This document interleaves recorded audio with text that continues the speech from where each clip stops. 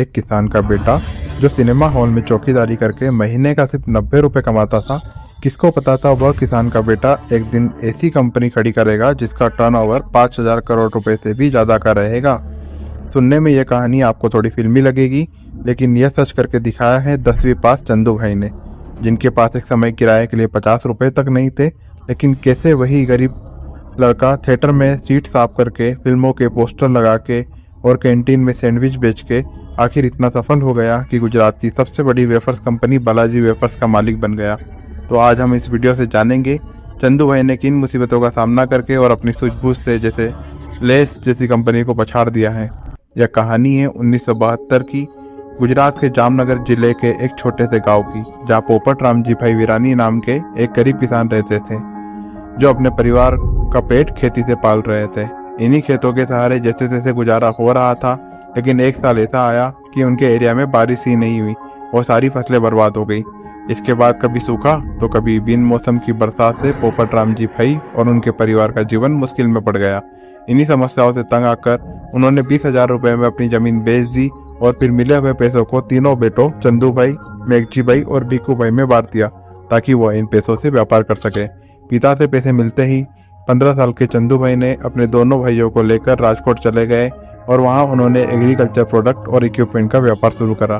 क्योंकि डीलर को भी पता था कि इन्हें बिजनेस का कोई अच्छा खासा नॉलेज नहीं है, तो उसने इन्हें महंगे दामों में नकली फर्टिलाइजर बेच दिए। इस तरह चंदू भाई का अपना पहला वेंचर 2 सालों के अंदर ही खत्म हो गया और तीनों भाई सड़क पर आ गए। अब उनके पास गांव लौटने का रास्ता तो था नहीं, क्योंकि वहां पर कुछ बचा ही नहीं था, इसलिए उन्होंने राजकोट में ही छोटे मोटे काम ढूंढना शुरू कर दिए।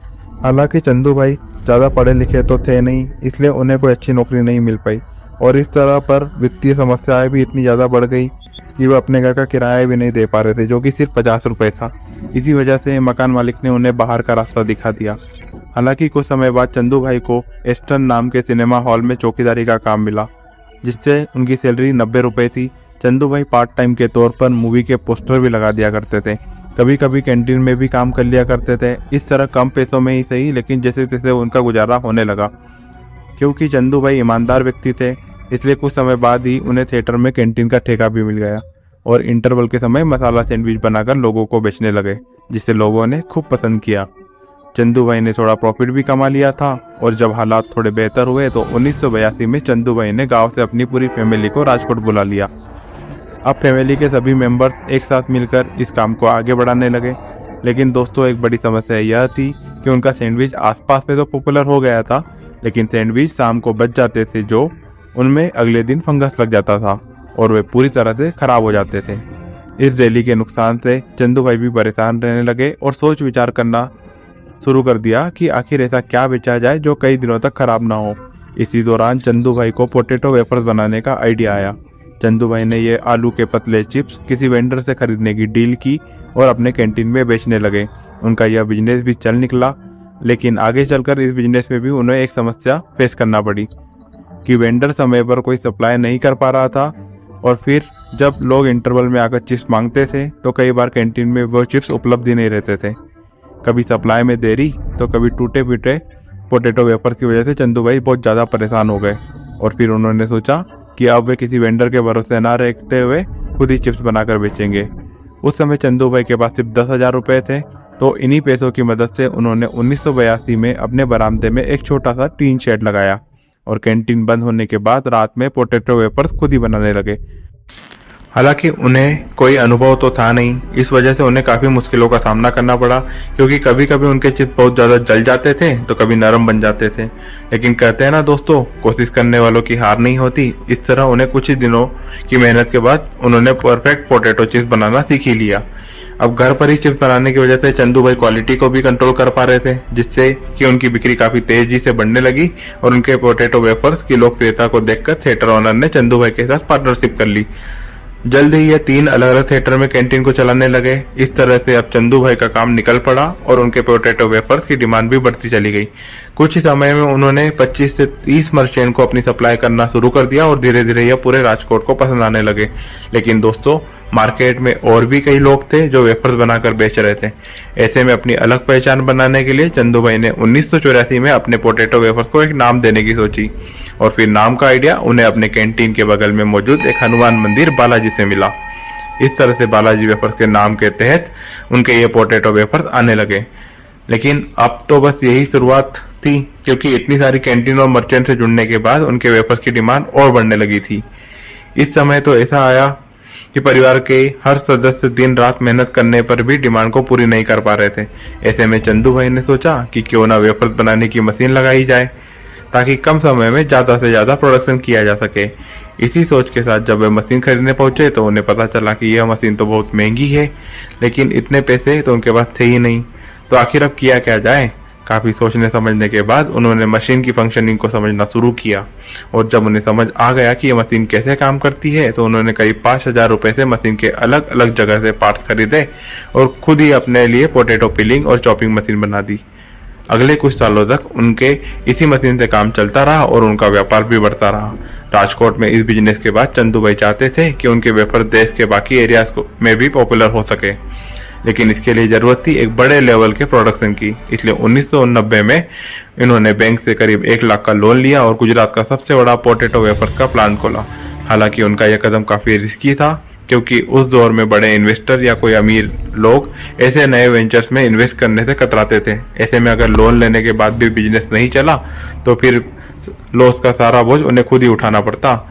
लेकिन दोस्तों, ऐसा कभी समय आया ही नहीं, क्योंकि गुजरते वक्त के साथ उनका मार्केट शेयर और कस्टमर बढ़ते चले गए। इसके बाद आया सन 1992, जब उन्होंने अपने बिजनेस को एक प्राइवेट लिमिटेड कंपनी के रूप में रजिस्टर कराया और साथ ही साथ अपने मैन्युफैक्चरिंग प्रोसेस को ऑटोमेट करने के लिए एडवांस टेक्नोलॉजी वाली मशीनों का भी उपयोग करना शुरू कर दिया। चंदू भाई का मानना था, भले ही मशीन महंगी होती है, लेकिन वह ह्यूमन एरर को कम करने के साथ साथ क्वालिटी को भी मेंटेन करती है। इसके अलावा उन्होंने बिजनेस में अलग अलग रोल और रिस्पॉन्सिबिलिटीज को बांट दिया, जिससे बिजनेस ऑपरेशन को मैनेज करना आसान हो गया, क्योंकि अब हर किसी को अपना काम पता होता था। आगे चलकर अपना डिस्ट्रीब्यूशन नेटवर्क मजबूत करने के लिए चंदू भाई ने बालाजी कंपनी लोकल से उठकर रीजनल और फिर नेशनल लेवल का ब्रांड बन गई। हालांकि उस समय मार्केट में अंकल चिप्स, सिम्बा और बिन्नी जैसे कई बड़े ब्रांड थे, जिनके सामने किसी भी नए प्लेयर को अपनी जगह बनाना मुश्किल था। लेकिन बालाजी ने अपनी मेहनत, लगन और बेहतरीन क्वालिटी के जरिए अपने प्रोडक्ट को मार्केट में पॉपुलर बना दिया।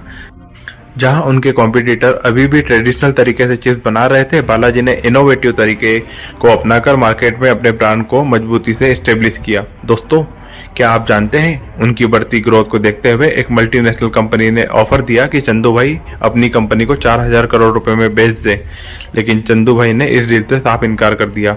इसके कुछ समय बाद बालाजी पोटैटो वेफर्स के अलावा नमकीन और कई दूसरे स्नैक्स भी बनाने लगे और उनके टेस्ट को भी लोगों ने काफी सराहा, जिससे धीरे धीरे वो गुजरात से निकलकर उत्तर प्रदेश, मध्य प्रदेश और अन्य राज्यों में अपने पैर जमाने लगे। इस एक्सपेंशन के साथ ही बालाजी इस बात का भी ख्याल रख रही थी कि कंपनी जो बना रही है वह लोगों की पसंद के अनुसार है या नहीं। चंदू भाई को भी बहुत अच्छे से पता था कि गुजरात के लोगों को जो फ्लेवर पसंद है, जरूरी नहीं कि वह महाराष्ट्र, राजस्थान और मध्य प्रदेश के लोगों को भी पसंद आए। इसलिए उन्होंने इस तरह के भी स्नैक्स बनाने शुरू किए जो लोकल टेस्ट को जस्टिफाई कर सके।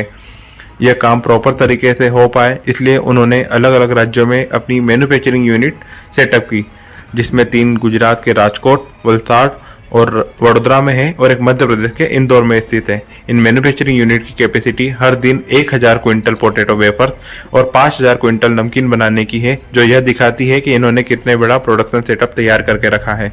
अलग अलग जगह पर फैक्ट्री लगाने का फायदा यह हुआ कि वह लोकल मार्केट को बेहतर तरीके से सर्व कर सके, जो इनके मार्केट शेयर को बढ़ाने में काफी मददगार साबित हुआ। यही वजह है कि 2006 में बालाजी वेफर्स ने गुजरात के पोटैटो वेफर्स मार्केट का 90% हिस्सा अपने नाम कर लिया और फिर इसके बाद से उनकी ग्रोथ को कोई रोक नहीं पाया है। हालांकि तभी अचानक 2011 में कुछ ऐसा हुआ जिसने कंपनी की मुसीबतें बढ़ा दी। असल में हुआ यूं कि बालाजी के सबसे बड़े कॉम्पिटिटर पेप्सी ने उनके ऊपर केस फाइल कर दिया। पेप्सी का आरोप था कि बालाजी ने उनके ले मैक्स चिप्स के ड्रीप फ्रीज डिजाइन को अपने रंबल नाम के वेफर्स में इस्तेमाल किया है। इस बात को लेकर पेप्सी ने न तो बालाजी से कोई बातचीत की, न ही कोई वार्निंग दी है, बल्कि फौरन ही कंपनी के डिजाइन पर केस कर दिया। मतलब आप खुद ही इमेजिन करिए कि एक इंडियन ग्रोइंग कंपनी के ऊपर मल्टीनेशनल जाइंट का अटैक हुआ। बहुत से बड़े लोगों का मानना था कि यह केस पेप्सी ने फ्रस्ट्रेशन में आके किया है, क्योंकि बालाजी की बढ़ती पॉपुलैरिटी का असर उनके स्नैक्स पर पड़ने लगा था। खैर, रीजन जो कुछ भी हो, पर चंदू भाई ने हार नहीं मानी। उन्होंने पेप्सी के एलिगेशन का सामना किया और कोर्ट में आर्ग्यू किया कि पेप्सी उन्हें सिर्फ इसलिए टारगेट कर रही है क्योंकि बालाजी वेफर्स की ग्रोथ बढ़ती जा रही है। लेकिन इन सब दलीलों के बावजूद हाई कोर्ट का फैसला पेप्सी के हक में आया और कोर्ट ने बालाजी को अपने वेफर्स का डिजाइन बदलने का आदेश दे दिया। इस फैसले के बाद बहुत सारे एक्सपर्ट को यह लगने लगा कि अगर वेफर्स की पैकेजिंग का डिजाइन बदल दिया जाएगा तो यह स्टेप उनके ब्रांड के लिए काफी नुकसानदायक हो सकता है। लेकिन चंदू भाई ने कहा कि लोग बालाजी के नाम पर भरोसा करते हैं, ना कि पैकेजिंग की डिजाइन पर या कंपनी के लोगो पर। और दोस्तों, आगे चलकर हुआ भी यही। जहां एक तरफ लेस का मार्केट शेयर धीरे धीरे घटता जा रहा था, वहीं बालाजी वेफर्स की ग्रोथ हर साल 20 से 25% की स्पीड से बढ़ती जा रही थी। 2019 तक आते आते कंपनी के पास पैसे से ज्यादा प्रोडक्ट की रेंज थी और उनके प्रोडक्ट्स छोटे से छोटे गांव से लेकर बड़े से बड़े शहरों तक फैल चुके थे। और तो और उनका डिस्ट्रीब्यूशन नेटवर्क भी 1225 से ज्यादा डीलर्स तक पहुंच चुका था। द इकोनॉमिक्स टाइम ने उनकी इसी ग्रोथ और लोकप्रियता को देखते हुए उन्हें सुल्तान ऑफ वेफर्स का नाम दिया। आज बालाजी वेफर्स में हजारों लोग काम करते हैं और कंपनी का बिजनेस फिलोसॉफी है कि वह हर एक मेंबर को एक फैमिली की तरह ट्रीट करते हैं, साथ ही कस्टमर को भी value for money product provide करते हैं। दोस्तों, उनकी इन्हीं फिलोसॉफी से उन्हें लोगों के बीच एक वफादार और भरोसेमंद ब्रांड बना दिया है। हालांकि यहाँ तक पहुंचने के बाद चंदू भाई ने कुछ ऐसी बिजनेस स्ट्रेटजी पर भी काम किया है जिसके चलते उनके कॉम्पिटिटर कभी उन्हें हरा ना सके। जैसे कि हमने जाना है कि बालाजी व्यापार की शुरुआत तो गुजरात में हुई थी, लेकिन चंदू भाई को भी पता था अगर उन्हें नेशनल लेवल पर अपनी पहचान बनाना है तो फिर इंडिया की बाकी मार्केट में भी अपना प्रेजेंस बनाना होगा। इसलिए उन्होंने गुजरात से निकलकर देश के दूसरे हिस्सों में भी अपने फुटप्रिंट को बढ़ाया। इस एक्सपेंशन का सबसे बड़ा फायदा यह हुआ कि उन्हें लोकल फ्लेवर के साथ साथ कुछ इनोवेशन करने का भी मौका मिला। लेकिन यह इनोवेशन सिर्फ फ्लेवर तक ही सीमित नहीं था, बल्कि बालाजी ने हेल्दी स्नैकिंग ऑप्शन को इंट्रोड्यूस किया, जैसे कि बेक्ड वेफर और रोस्टेड नमकीन, ताकि हेल्थ कॉन्शियस कस्टमर का भी ध्यान रखा जा सके। हाल ही में उन्होंने हाउस मेड नूडल्स गिप्पी को भी लॉन्च करके नूडल्स मार्केट में भी एंट्री की है।